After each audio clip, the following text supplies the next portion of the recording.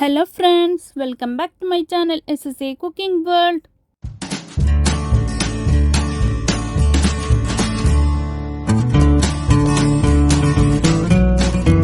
ഇന്നാണ് നിങ്ങളുടെ മുമ്പിൽ വന്നിട്ടുള്ളത് നല്ല ടേസ്റ്റും ഹെൽത്തിയും എളുപ്പത്തിൽ എല്ലാവർക്കും ചെയ്യാനും പറ്റുന്ന കായ വറുത്തതിൻ്റെ റെസിപ്പിയുമായിട്ടാണ് കേട്ടോ ബനാന ചിപ്സിൻ്റെ റെസിപ്പിയിലോട്ട് കിടക്കുന്നതിന് മുമ്പായി നമ്മളുടെ ഈ ചാനൽ ഇതുവരെ സബ്സ്ക്രൈബ് ചെയ്യാതെയാണ് ഏതെങ്കിലും കൂട്ടുകാർ എവിടെയെങ്കിലും കണ്ടുകൊണ്ടിരിക്കുന്നുണ്ടെങ്കിൽ ഒന്ന് പോയി സബ്സ്ക്രൈബ് ചെയ്യാനും കൂടാതെ ആ കുഞ്ഞു ബെൽ ബട്ടൺ ഒന്ന് പ്രസ് ചെയ്ത് സപ്പോർട്ട് ചെയ്യാനും മറക്കല്ലേ.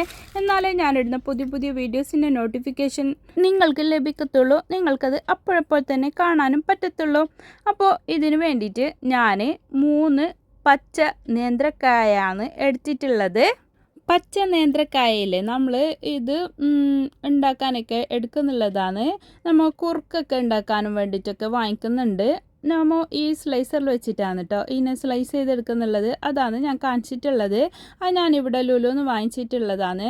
അപ്പോൾ നമ്മൾ ഇത് ആദ്യം കട്ട് ചെയ്യുന്നതിന് മുമ്പ് നമ്മൾ കൈക്ക് ഓയിൽ ഒന്ന് തേച്ച് കൊടുക്കണം. വെളിച്ചെണ്ണ തേച്ച് കൊടുത്താൽ മതി. തേങ്ങെണ്ണ ഒന്ന് കയ്യിലാക്കി കൊടുത്താൽ ആ കയ്യിൻ്റെ സൈഡിലൊക്കെ കറുപ്പ് കളറൊക്കെ ആയിട്ട് വരില്ലേ, അതായിട്ട് ഇല്ലാതിരിക്കും. ഈ ബനാനനെ ഞാൻ ഇത് കറുത്ത് പോവാതിരിക്കാൻ വേണ്ടിയിട്ടാണ് മഞ്ഞളിൻ്റെ വെള്ളത്തിൽ ഇങ്ങനെ ഇട്ട് വെക്കുന്നുള്ളത്. ആ സമയത്ത് നമുക്ക് ഒരു പാത്രം എടുത്തിട്ട് അതിലേക്ക് ഉപ്പും മഞ്ഞൾപ്പൊടിയും ഇട്ടിട്ട് വെള്ളത്തിൽ ഒന്ന് മിക്സ് ചെയ്തെടുക്കണം. ഇത് നമ്മൾക്ക് ബനാന ചിപ്സ് ഫ്രൈ ചെയ്തെടുക്കുന്ന ടൈമിൽ നമുക്ക് അതിലേക്ക് ഒഴിച്ചെടുക്കാൻ വേണ്ടിയിട്ടാണ്. ആദ്യം ഞാൻ കുറച്ച് വെള്ളം ഒഴിച്ചെടുത്തിട്ടാണ് ഇതിനെ ഒന്ന് മിക്സ് ചെയ്തെടുക്കുന്നുള്ളത്. ഒന്ന് നന്നായി അത് കലക്കിയെടുത്തതിന് ശേഷമാണ് അതിലേക്ക് കുറച്ചും കൂടി വെള്ളം ഒഴിച്ച് കൊടുക്കുന്നുള്ളത് കേട്ടോ. ഇതാ നല്ല പോലെ നമുക്കിവിടെ നൈസായിട്ട് തന്നെ ഇത് സ്ലൈസായിട്ട് കിട്ടുന്നുണ്ട്. നല്ലോണം കട്ടിക്കായിട്ട് നമ്മൾ എപ്പോൾ ഇത് സ്ലൈസായിട്ട് എടുക്കണ്ട കേട്ടോ.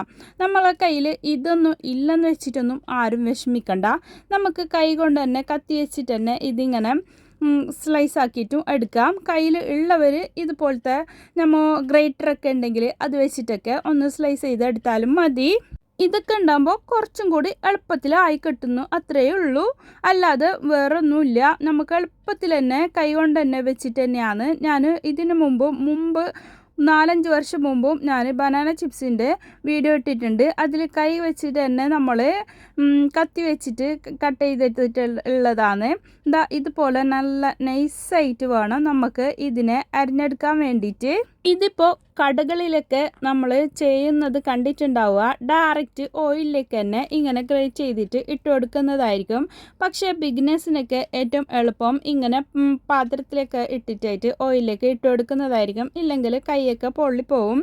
ഇത് തയ്യാറാക്കാൻ വേണ്ടിയിട്ട് ഒരു പാൻ അടുപ്പത്ത് വെച്ച് കൊടുത്തിട്ട് അതിലേക്ക് ഞാൻ വെളിച്ചെണ്ണയാണ് ഒഴിച്ചു കൊടുത്തിട്ടുള്ളത്. നമ്മളുടെ കയ്യിൽ വെളിച്ചെണ്ണ ഇല്ല, ഇപ്പോൾ എണ്ണക്കൊക്കെ നല്ലോണം വിലയാണെന്നൊക്കെ അറിയാം. അങ്ങനെ ഒക്കെ ഉണ്ടെങ്കിൽ നമുക്ക് സൺഫ്ലവർ ഓയിൽ വെച്ചിട്ടും ഇത് ഉണ്ടാക്കിയെടുക്കാവുന്നതേ ഉള്ളൂ. ഒരുപാട് കാലം സൂക്ഷിക്കാവുന്നതും ആണ് സൺഫ്ലവർ ഓയിലൊക്കെ ഉണ്ടാക്കിയാൽ. വെളിച്ചെണ്ണയിൽ ഉണ്ടാക്കിയെടുത്തിട്ട് നമ്മൾ സൂക്ഷിക്കുന്നുണ്ടെങ്കിൽ അത് കുറച്ച് ദിവസം വെക്കുമ്പോഴത്തേനും അതിന് വേറെ തന്നെ ഒരു സ്മെല്ല് വരുന്നുണ്ട്. നമ്മളതിനെ കാസർഗോട്ടാറ് അതിന് കാർ മണക്കുന്നു എന്നാണ് പറയുന്നുള്ളത്. അതിന് വേറെ തന്നെ ഒരു ടേസ്റ്റായിട്ട് വരും. അപ്പോൾ ഈ സൺഫ്ലവർ ഓയിലൊക്കെ ഉണ്ടാക്കുകയാണെങ്കിൽ ഒരു സ്മെല്ലും ഉണ്ടാവില്ല. എത്ര മാസം വരെ സൂക്ഷിച്ചിട്ടും കഴിക്കാം. അപ്പോൾ ഇത് ഇതിൻ്റെ ആ ബബിൾസൊക്കെ കുറഞ്ഞു വന്ന ടൈമിൽ വേണം കേട്ടോ നമ്മൾ ആ ഉപ്പും മഞ്ഞൾപ്പൊടിയും കലക്കി വെച്ചിട്ടുണ്ടായിരുന്നില്ലേ, ആ വെള്ളം ഒരു 2 ടീസ്പൂൺ ഇതിലേക്ക് ഒഴിച്ചു കൊടുക്കാൻ വേണ്ടിയിട്ട്.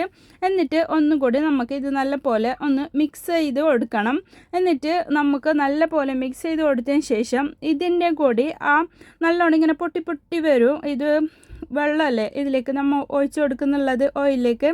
അപ്പോൾ അതിൻ്റെ ആ സൗണ്ടൊക്കെ കുറഞ്ഞു വന്നതിന് ശേഷം വേണം നമ്മൾ ഈ ഓയിലിൽ നിന്ന് ഇതിനെ കോരി മാറ്റാൻ വേണ്ടിയിട്ട്. അപ്പോൾ നല്ല ക്രിസ്പി ആയിട്ട് ഉണ്ടാവും. അത് ഇങ്ങനെ കറുമുറാന്നിരിക്കുന്നുണ്ടാവും. നമുക്കിങ്ങനെ സൗണ്ടൊക്കെ കേൾക്കും. ആ ടൈമിൽ വേണം നമ്മൾ ഇതിൽ നിന്ന് കോരി മാറ്റാൻ വേണ്ടിയിട്ട് കേട്ടോ. ഒരു 5-6 മിനിറ്റ് മാത്രം മതി ഇതിലേക്ക് ഇത് ഇട്ടിട്ട് വെക്കുന്നത്. അപ്പോഴത്തേനും ഇത് പെർഫെക്റ്റ് ആയിട്ട് നമുക്ക് ആയി കിട്ടുന്നുണ്ട്. അത്രയേ ടൈം വേണ്ടിയിട്ടുള്ളൂ. നമുക്ക് നല്ല ക്രിസ്പി ആയിട്ടുള്ള ബനാന ചിപ്സ് വീട്ടിൽ തന്നെ ഉണ്ടാക്കിയിട്ട് കഴിക്കാൻ വേണ്ടിയിട്ട്. കായ വറുത്തത്, കായ ഉപ്പേരി, ഓരോ നാട്ടിലും ഓരോ പേരാണ് ഇതിനെ പറയുന്നുള്ളത്. ഞങ്ങളുടെ നാട്ടിൽ കായിൻ്റെ ചിപ്സ് എന്നാണ് പറയുന്നുള്ളത് കേട്ടോ. നാട്ടിൽ പോയാൽ എല്ലാവരും കൊണ്ടുവരുന്ന ഒരു സാധനം, മെയിൻ ഒരു സാധനമാണ് കേട്ടോ കായിൻ്റെ ചിപ്സ്, ബനാന ചിപ്സ് എന്നൊക്കെ പറയുന്ന ഈ സാധനം. ഇത്തവണ എന്തായാലും പച്ച നേന്ത്രക്കായ കിട്ടുകയാണെങ്കിൽ ഒരു തവണ ഇത് തയ്യാറാക്കാത്തവരുണ്ടെങ്കിൽ എന്തായാലും തയ്യാറാക്കി നോക്കണം കേട്ടോ. അത് തയ്യാറാക്കാത്തവർക്ക് അത് വലിയൊരു നഷ്ടം തന്നെയാണ്. എത്ര ഈസി ആയിട്ട് എത്ര എളുപ്പത്തിൽ നമ്മളുടെ കൈകൊണ്ട് തന്നെ ഉണ്ടാക്കിയ ബനാന ചിപ്സ് കഴിക്കാം. അത്ര ഇഷ്ടത്തോടെ മക്കൾ കഴിക്കുന്ന ഒരു വിഭവം ഞാൻ വേറെ കണ്ടിട്ടില്ല. അത്രയ്ക്കും ഇഷ്ടമാണ് എൻ്റെ മക്കൾക്കൊക്കെ ഈ ബനാന ചിപ്സ്. ഇതിൻ്റെ ചൂടൊക്കെ മാറിയതിന് ശേഷം ഒരു എയർ ടൈറ്റുള്ള കണ്ടെയ്നറിലാക്കിയിട്ട് അത് സൂക്ഷിക്കാവുന്നതാണ്. അപ്പോൾ അത് എത്ര മാസം വേണമെങ്കിലും നല്ല ക്രിസ്പി ആയിട്ട് തന്നെ ഇരുന്നോളും, ഒരു കേടും കൂടാതെ തന്നെ. സദ്യ സ്പെഷ്യൽ കായ ഉപ്പേരി, കായ വറുത്തത് എന്നൊക്കെ പറയാം, അത് ഇവിടെ റെഡി ആയിട്ടുണ്ട്. അപ്പോൾ എളുപ്പത്തിൽ ഇന്ന് തന്നെ എല്ലാവരും ഉണ്ടാക്കിയിട്ട് നോക്കിക്കോളൂ. ഈ റെസിപ്പി തന്നെ ഇത്രയ്ക്കും സ്വാദോട് കൂടിയിട്ട് നമ്മൾ വാങ്ങിയിട്ട് കഴിച്ചിട്ടുണ്ടാവില്ല. അത്രയ്ക്കും ടേസ്റ്റ് തന്നെയാണ്, ഉറപ്പാണ് കേട്ടോ.